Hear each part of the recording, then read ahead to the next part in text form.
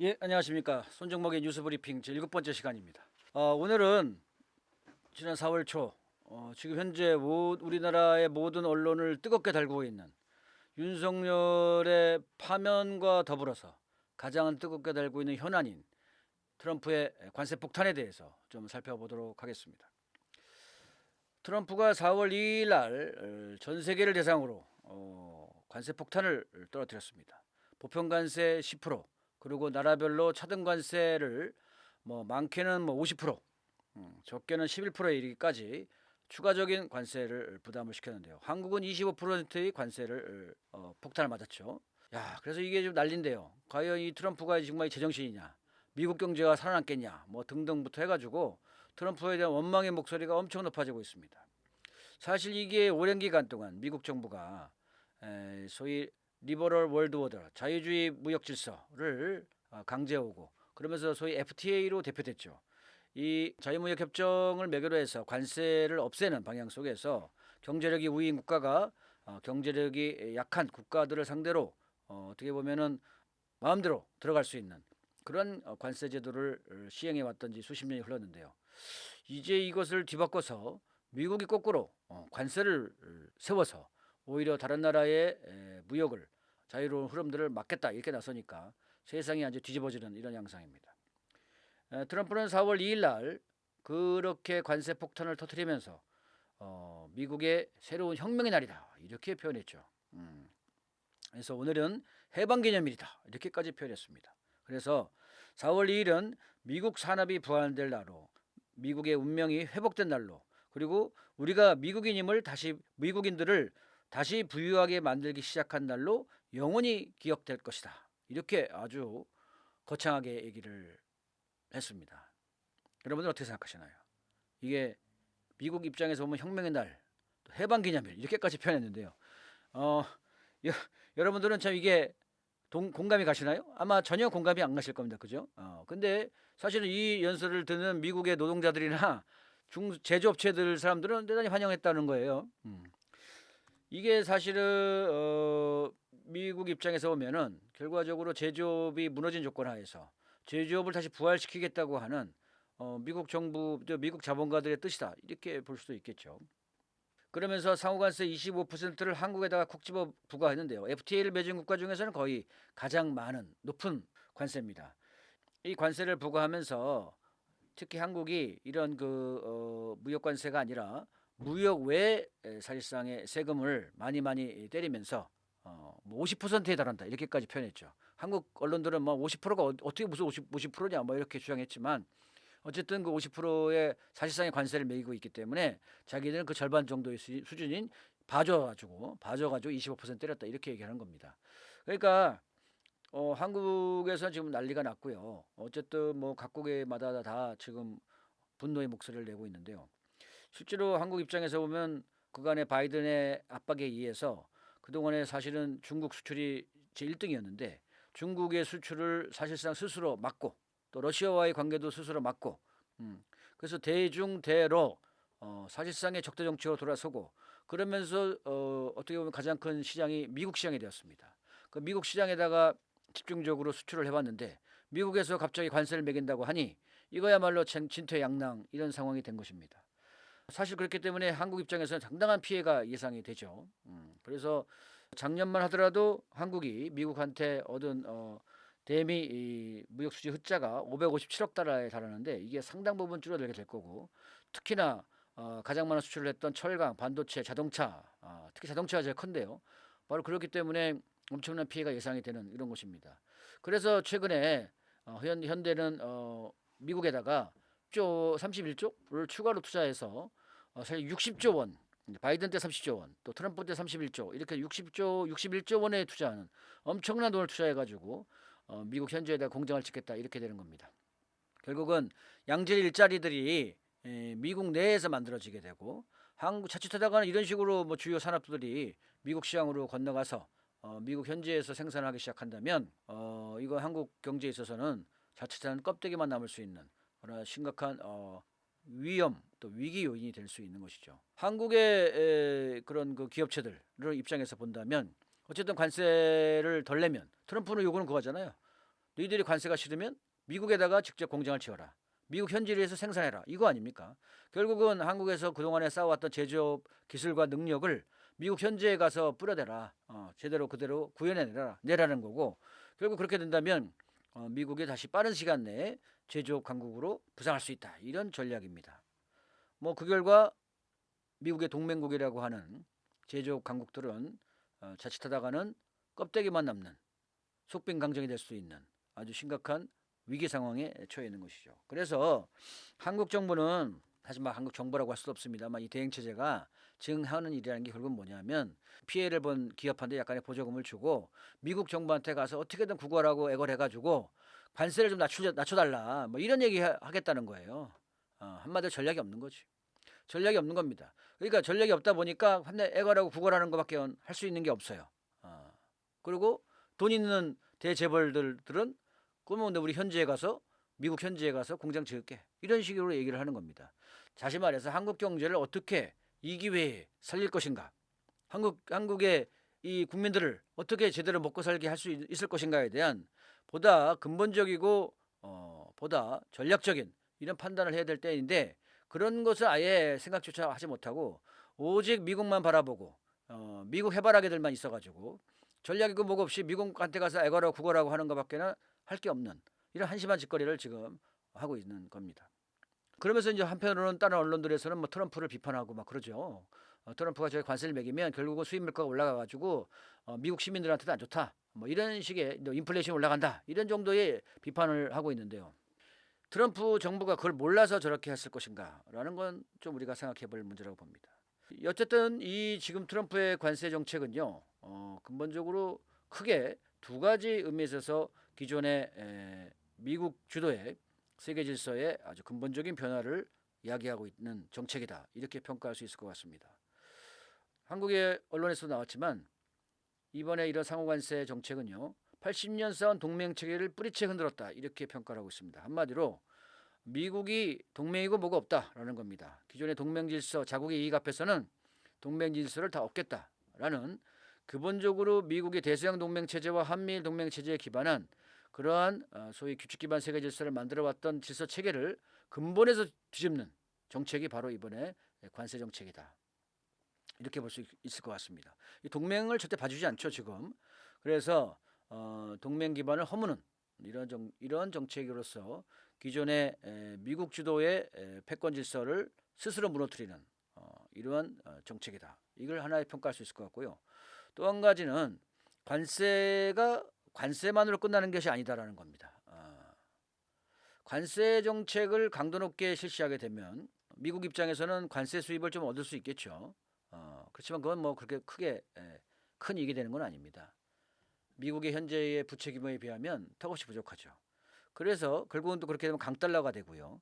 이렇게 되니까 이거를 만회하기 위해서는 첫 번째 관세 정책 뒤이어서 환율 정책을 같이 결합시켜야 됩니다. 관세와 환율. 그래서 소위 옛날에 일본과 맺었던 플라자 합의처럼 달러를 약화시키고 그리고 상대국의 통화를 강화시키는 이런 정책을 통해서 달러를 약화시키는 걸 통해서 수출을 더 늘리려고 하는 이러한 정책을 연계시킨다는 겁니다. 그래서 통상 환율 정책을 연계시킨다. 그렇기 때문에 환율을 압박을 가해서 양자 내지 다자 간의 합의를 통해서 환율 조정을 해서 원화 가치를 올리고 달러 가치를 내리는 이런 또 정책을 실시한다는 것이죠. 그러므로 인해서 미국의 수출을 늘리고 그리고 현재 인플레이션 압력들을 좀 낮춰보겠다는 건데요.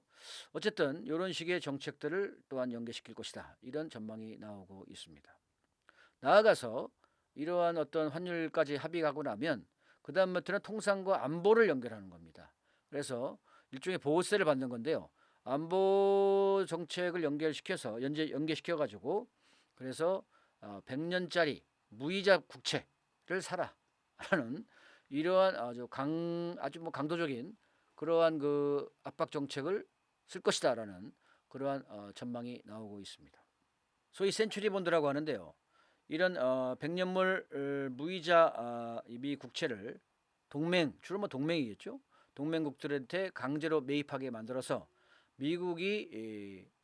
현재 심각하게 안고 있는 그러한 국가 부채 규모를 줄여 나가는 그러한 정책들을 펼치려고 한다는 것입니다.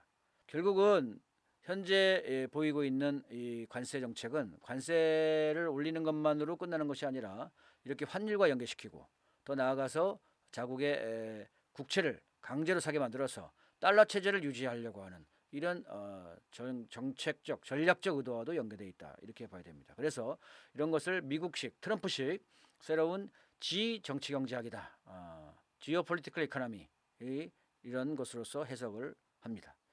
그래서 미국은 현재 이런 재산업화 그리고 무역 적자 해소, 국채 감소 그리고 국가 채무죠. 국가 채무의 감소 그리고 약달러 요 4대 정책을 소위 막아 미국을 다시 위대하게 한다라는 그런 정책의 핵심 경제 정책으로서 자리매김을 하고 있게 되고요. 이에 따라서 안보 비용을 어떻게든 줄이기 위해서 나토를 사실상 이탈하는 그런 정책을 통해서 우크라이나의 안전 보장을 거부하고 유럽에다가 떠넘기는 이런 것이죠. 그리고 마찬가지로 북과의 관계에서도 한국의 안전 보장을 거부하고 한국이 알아서 해라 이런 식의 얘기가 되는 것이죠. 이런 식의 아까 국방 이전에 말씀드렸듯이 제 6편에서 말씀드렸던 미국의 잠정 국가 안보 전략과 연관돼서 국방 전략과 연관돼서 현재 이런 경제 정책도 진행하고 있다. 이렇게 같이 연계해서 봐야 될 것 같습니다. 그렇다면 과연 이것이 제대로 성공할 것인가? 사실 그거는요. 미국의 관세 폭탄을 맞은 나라들이 어떤 입장으로 대응할 것인가에 달려 있습니다. 사실 중국은 강력하게 대응하고 있죠. 중국은 뭐 전혀 아쉬울 게 없다 이런 입장이고요. 사실상 그동안 오랫동안 중국은 미국의 국채를 내다 팔아왔습니다. 한때 1조 달러가 넘어서 세계 1위의 국채 보유국이었는데요. 지금은 왕창 한 30% 가까이 팔았죠. 그래서 한 7천억 달러 정도에 머물고 있습니다. 그만큼 사실 어떻게 이게 미국 국채를 팔게 되면 미국 국채값이 엉망이 되겠죠. 똥값이 됩니다. 그리고 국채 이자율이 올라가죠. 미국 국채 이자율이 올라가면 미국 입장에서는 이자 부담이 더 커지는 겁니다. 어쨌든 중국은 국채를 매각하고 또 미국이 중국에게 가하는 관세만큼 그에 상응하는 똑같은 대응을 중국 역시 하겠다라는 겁니다. 미국의 경제 입장에서는 현재 중국 경제 의존도가 큰데요. 이렇게 중국의 국채를 부과해서 거꾸로 중국 역시도 강력하게 대응을 하게 되면 미국 기업들은 상당한 어려움을 겪게 될 수밖에 없습니다. 특히나 히토류라든지 텅스텐이라든지 이런 전략 물자에 대해서 중국은 미국에 대한 강력한 수출 규제를 할 것으로 보입니다. 자, 근데 한국은 지금 어떻게 하고 있어요? 아까도 말씀드렸다시피 그냥 애걸복걸하고 있는 이런 모습인데요. 절대 이래서는 안 됩니다. 미국이 관세를 폭탄을 내민다는 것은 그걸 뭐 규탄할 수는 있겠죠. 근데 규탄하는 선에서 머문다면 아무것도 아니고요. 규탄한다고 바뀌나요? 그런 건 아닙니다. 오히려 이거는 미국이 동맹을 밀어내는 정책입니다. 그죠? 자국의 이익을 위해서 동맹의 자산을 약탈하는 것이니까 이거는 동맹의 힘들을 빼앗는 거니까 동맹 입장에서는 굳이 그렇게 끌려다닐 이유가 없는 거 아니겠습니까? 그리고 나갈 테면 나가라는 거니까 그래 우리 나갈게 이렇게 해야 되는 거죠. 그래서 이 사실상 미국의 동맹 밀어내기 정책이다 이것은. 따라서 우리 입장에서는 당연히 대미 수출 위주의 전략을 완전히 개편해야 됩니다. 사실 세상은 넓습니다. 시장이 꼭 미국만 있는 것도 아니고 그죠? 떠오르는 시장이 얼마나 많습니까? 중국과 인도가 훨씬 더 크죠. 앞으로는 이미 중국은 구매력 기준에서 이미 미국을 앞질렀습니다. 세계 1위의 소비 시장은 중국이죠. 그래서 우리가 앞으로 가야 될 것은요. 계속 미국한테 달라붙고 하는 것이 아니고 미국한테 단호하게 맞서는 것. 우리도 똑같이 미국 상품에 대해서 관세를 매기고 FTA는 깨졌습니다. 더 이상 자유무역 협정은 없어요. 기존의 질서는 이미 깨졌습니다. 거기에 연연해 가지고 계속 뭐 자유무역 협정 FTA 어쩌고저쩌고 해봐야 소용없는 거죠.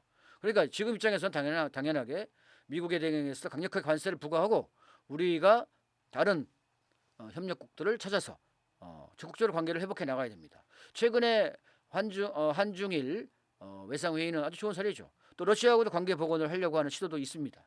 어쨌든 그런 거를 더 확대시켜 나가야 된다. 그래서 중국, 러시아, 인도 등 이 브릭스 국가들과의 관계를 강화하고 그러면 훨씬 더 관세를 낮출 수가 있죠. 관세가 거의 없거나 이렇게 만들 수가 있고 또 하나는 내수를 신장시켜야 됩니다. 내수 위주. 한국처럼 80% 가까이가 이 수출에 쏠리면 안 됩니다.